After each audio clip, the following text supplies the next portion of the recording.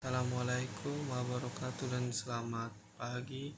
Perkenalkan, nama saya Novelis 2 Lembang, NIM L13121005 dari KITB dan anggota kelompok 2. Baik, saya akan melanjutkan video presentasi pada saat ini. Sebelum itu saya akan memperkenalkan anggota kelompok 2. Yang pertama, Kristania Ramandita 081, Pramudia Putra Pratama Gosal 112, Sri Gita Rahayu 121, Muhammad Nur Alam 304, Novelis 2 Lembang dengan saya sendiri 005, Muhammad Gifari Rizky Nanda 062, Nurinda Cahyani 098, Winda Aprilia 228. Pada kali ini kelompok 2 membahas tentang penentuan dan cara kerja titik ikat dan titik plot. Yang pertama yaitu pengertian titik ikat dan titik plot.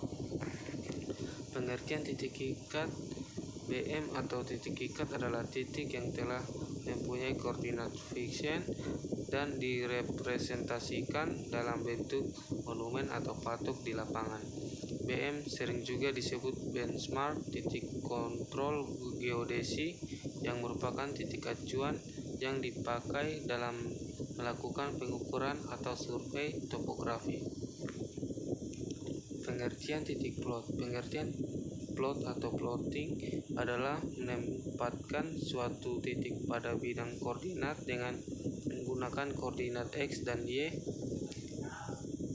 Yang kedua yaitu tahapan penentuan titik ikat dan titik plot. Penentuan titik ikat dan titik plot.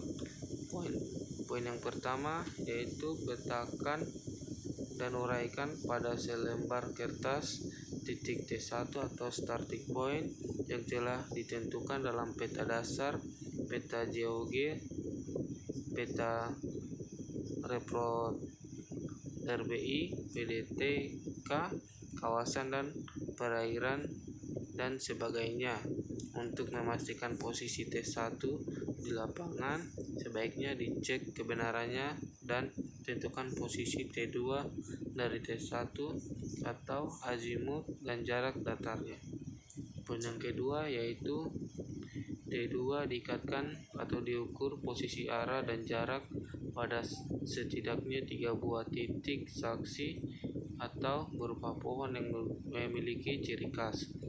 Yang terdekat juga diikatkan pada 2 atau 3 titik objek yang jelas jika ada, seperti puncak gunung, batu besar, dan lain-lain. Poin yang ketiga yaitu rintisan dari T1 ke T2 untuk setiap n per meter. Jarak datar ditandai dengan sebuah pancang atau patok yang menunjukkan nomor klaster, arah, dan sisa jarak ke pusat klaster T2. Beberapa penyimpangan terjadi di lapangan karena kondisi alam yang sangat susah, digambarkan di atas kertas dan diberi tanda yang jelas di lapangan.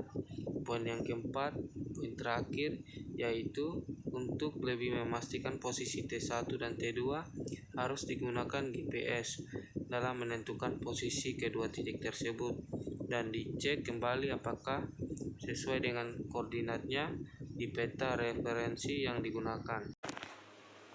Tahap yang ketiga yaitu tahapan rekaman data informasi titik ikat dan titik plot. Rekam data dan informasi titik ikat dan titik plot.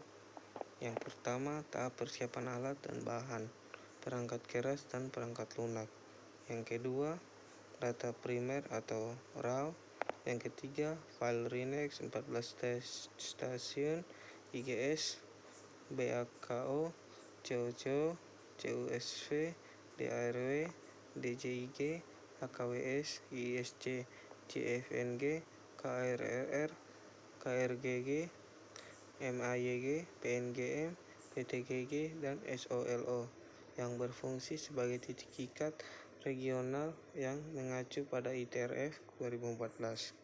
Yang keempat, data precise Hermes atau orbit IGS final, satelit GPS, ditambah GLONASS Day 1 sampai Day N berformat SP3, data informasi posisi satelit yang dihitung dari posisi pelacakan satelit yang sebenarnya. Data broadcast atau navigasi satelit Day 1 sampai Day N merupakan data informasi prediksi posisi satelit yang ditransmisikan secara real time dari satelit ke penerima GNSS. Tahapan yang keempat yaitu tata cara dan syarat pemindahan titik ikat dan titik plot. Perpindahan plot yang pertama yaitu lokasi plot membahayakan keselamatan regu, baik terkait kondisi alam seperti bahaya longsor, terlalu curam atau binatang buas maupun kondisi konflik atau perang. Yang kedua yaitu secara adat maupun perizinan tidak diperbolehkan untuk masuk. Sampai di sini saja pembahasan dari kelompok 2. Mohon maaf apa ada salah penulisan kata dan bahasa dan salah penyebutan dan membaca, mohon dimaafkan. Terima kasih. Waalaikumsalam.